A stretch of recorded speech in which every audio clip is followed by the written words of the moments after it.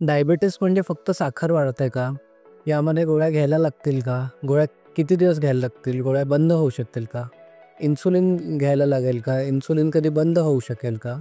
असे बरेच प्रश्न दररोज मला OPDमध्ये विचारले जातात. म्हणून आजच्या व्हिडिओमध्ये आपण बघणार आहोत डायबिटीसबद्दल विचारले गेलेले टॉप 10 प्रश्न OPDमधले अतिशय सोप्या आणि सरळ भाषेत. तर व्हिडिओ पूर्ण पहा आणि तुम्हाला काही प्रश्न असतील तर तुम्ही कमेंट्समध्ये जरूर विचारा.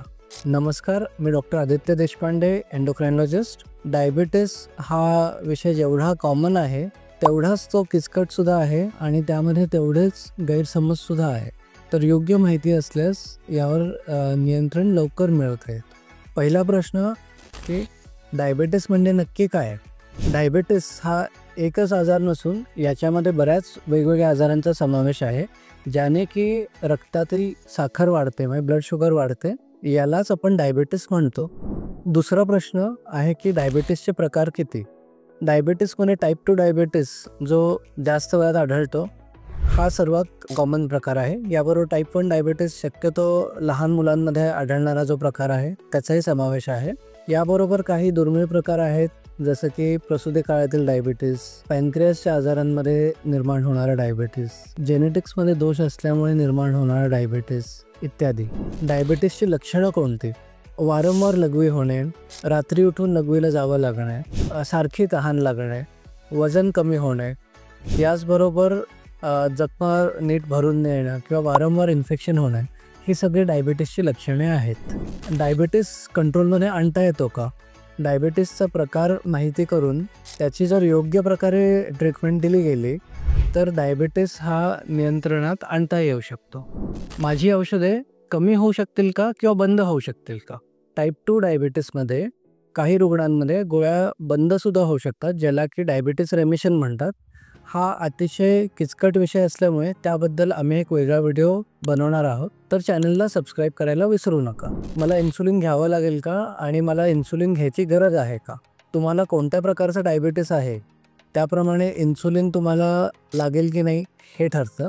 टाईप 1 डायबिटीसमध्ये तर इन्सुलिन घेण्याच्या पलीकडे दुसरा कोणता पर्याय सध्या नाही. टाईप 2 डायबिटीसमध्ये जर बाकी कोणत्याही उपचारांनी तुमची शुगर कंट्रोल होत नसेल किंवा असे काही किडनीचे आजार असतील ज्यामध्ये बाकीची औषधं वापरू नाही शकत, तर मात्र इन्सुलिन घ्यायला लागू शकतं. मला डायबिटीस आहे, मी काय काय खाऊ नये? साखर, साखरेचे पदार्थ, गोड चहा, बेकरीचे पदार्थ, प्रोसेस्ड फूड, फास्ट फूड हे खाऊ नये. साखर वाढल्याने मला कोणते त्रास होऊ शकतात? वर्षानुवर्ष साखर वाढल्यामुळे हृदयविकार, किडनीचे आजार, पायात जखमा होणे, पायातली संवेदना कमी होणे, याचबरोबर ब्रेन स्ट्रोक होणे, वेगवेगळ्या प्रकारचे इन्फेक्शन होणे, या सगळ्याचा धोका वाढतो. माझ्या वडिलांना डायबिटीस आहे, तर मला डायबिटीस टाळण्यासाठी काय करावं लागेल?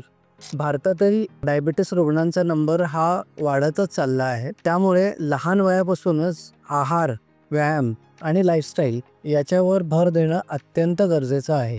डायबिटीस तपासणी किती वेळाने करावी लागेल? तुम्हाला कोणत्या प्रकारचं डायबिटीस आहे आणि तुमचं डायबिटीसवरचं नियंत्रण कितपत चांगलं आहे याने तुम्हाला व्हेनस ब्लड ग्लुकोज किंवा कॅपिलरी ब्लड ग्लुकोज म्हणजे रक्ताच्या तपासण्या किती दिवसांनी किंवा किती आठवड्यांनी किंवा महिन्यांनी करायचं हे ठरेल. याचबरोबर HbA1c म्हणजे 3 महिन्याचा साखरेचा ॲव्हरेज हा मात्र दर 3-4 महिन्याला करणं गरजेचं आहे. याचबरोबर कोलेस्ट्रॉलची तपासणी, ब्लड प्रेशरची तपासणी, किडनीची तपासणी, हृदयाची तपासणी, डोळ्यांची तपासणी हे सगळंसुद्धा वेळोवेळी करणं अत्यंत गरजेचं आहे.